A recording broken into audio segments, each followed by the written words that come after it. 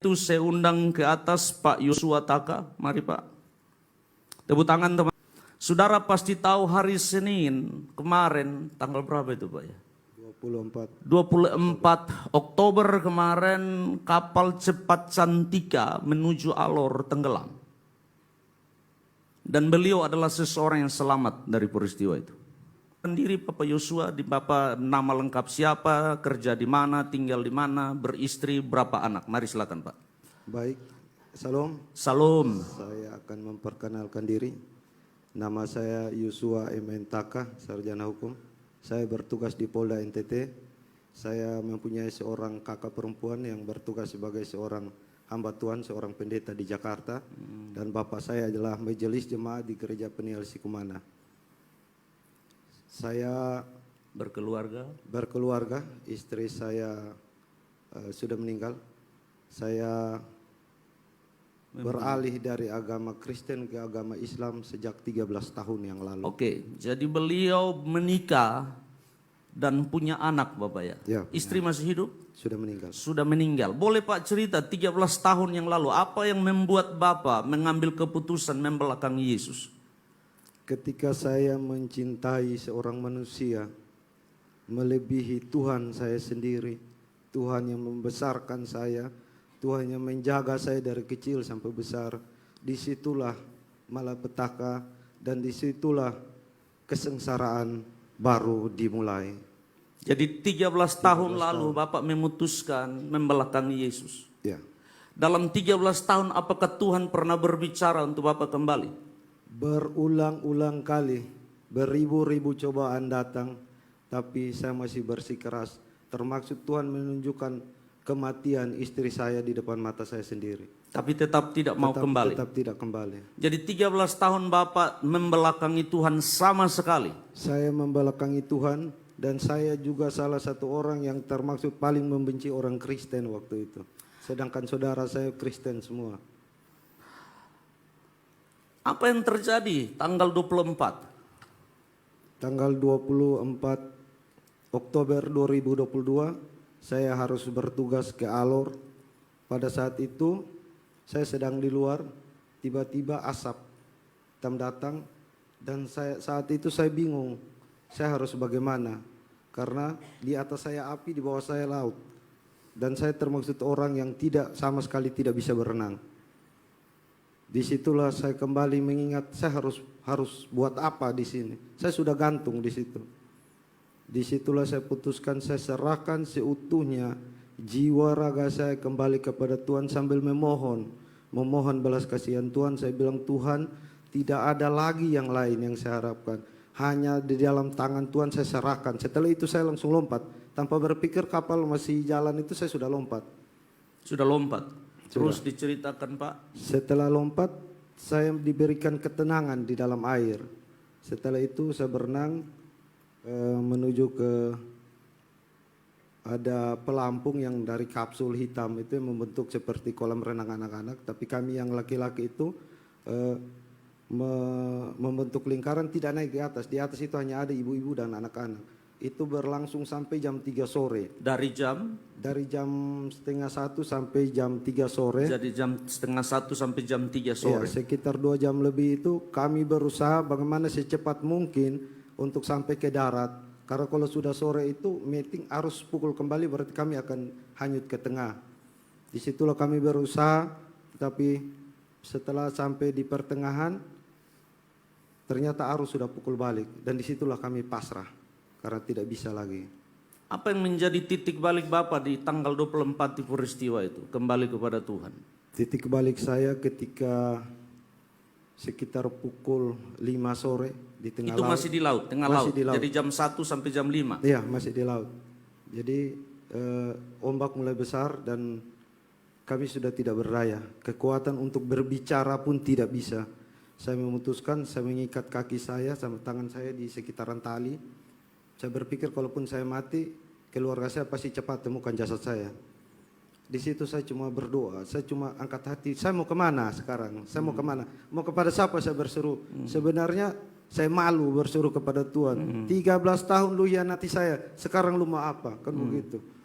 Saya bilang, Tuhan, tapi saya setidaknya Jadi Sebelum saya mati, potong. Jadi Bapak berdoa kepada Tuhan Yesus. Tuhan Yesus. Tuhan Jadi- Yesus ya. Iya. Baik. Jadi saya pada saat saya sudah lemas tidak bisa bergerak, saya berpikir masih ada harapan. Tapi ketika pandangan saya mulai gelap, mulai tertutup, saya dalam hati saya ini ajal. Saya cuma angkat doa, saya bilang, Tuhan Yesus, ini kalau Engkau takdirkan saya di sini harus menjemput ajal di sini, saya terima Tuhan, saya menghargai otoritas Tuhan. Saya hanya minta kalau boleh, saya tetap hanyut dengan pelampung ini, biar jasad saya bisa ditemukan orang tua saya. Di situ saya sudah dapat ketenangan ketika saya berdoa. Terlintas wajah anak-anak saya di depan saya. Berapa anak Bapak? Dua. Dua anak. Umur berapa? Umur berapa? Umur 13 tahun sama umur 11 tahun. Di situ saya berdoa, saya coba merayu Tuhan. Saya bilang, Tuhan, kalau boleh, anak saya ini masih kecil, istri saya sudah meninggal. Kalau boleh Tuhan, saya diberikan satu kali kesempatan hidup. Saya akan kembali ke gereja dan saya siap bersaksi untuk Tuhan. Beri kemuliaan bagi Tuhan. Setelah itu mata saya tetap kabur. Saya pikir, tapi dalam hati saya ikhlas bahwa tetap ini otoritas Tuhan, keputusan Tuhan yang tidak bisa saya bantah. Saya harus terima. Tuhan tetap Tuhan, manusia tetap manusia. Dalam keadaan pasrah seutuhnya di situ, tiba-tiba ada burung putih di atas kepala saya. Jadi saya berpikir ternyata saya sudah meninggal, tapi saya tidak sadar. Saya berdoa lagi, saya bilang, Tuhan Yesus, saya siap. Kalau ini keputusan Tuhan, saya sebagai manusianya bisa menjalani. Saya siap dan saya siap melihat kehidupan setelah kematian Tuhan. Sekarang juga saya siap. Setelah saya berdoa begitu, sekitar 5 menit, tapi burung ini saya masih lihat samar-samar. Jadi saya sudahlah, kalau memang ternyata saya masih hidup, saya masih bisa menikmati satu keindahan Tuhan sebelum saya ini. Nah, pada saat burung itu dia muncul di hadapan saya, itu telinga sudah tidak bisa dengar. Makanya saya berpikir saya sudah mati. Sekitar 15 menit datang kapal, terus saya tiba-tiba bisa mendengar kembali. Mata saya kembali pulih, saya lihat kapal. Terus saya bilang, Tuhan, kapal sudah datang, tapi saya tidak bisa bergerak. Jadi Bahkan tubuh mati, tubuh tubuh sudah kram. dalam keadaan mati total. Saya cuma berbicara, berdoa tuh dengan Tuhan Yesus pakai batin. Mulut tidak bisa berbicara, bahkan mengucapkan Tuhan Yesus pun tidak bisa.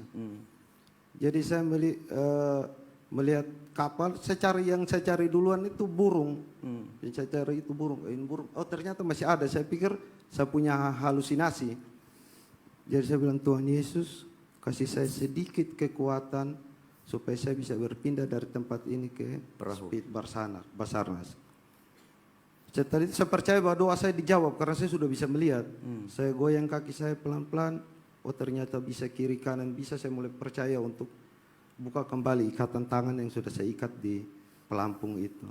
Nah, disitulah kami bergeser. Ketika kami bergeser ke Speed Basarnas itu, ban pelampung yang menampung 25 orang yang dari Skocie itu kami selama 6 jam itu, ibu-ibu dan anak-anak kami muat di atas dengan kapasitas 60 orang. Wow. Tidak robek. Ketika kosong kami berpindah, saya balik lihat dia terrobek bagi dua dan terbelah dan tenggelam ke dalam laut. Di situ saya melihat betapa besarnya tangan Tuhan menjaga saya selama itu. Setelah sampai di darat, komitmen apa yang Bapak buat? Jadi setelah sampai di darat, kami dievakuasi.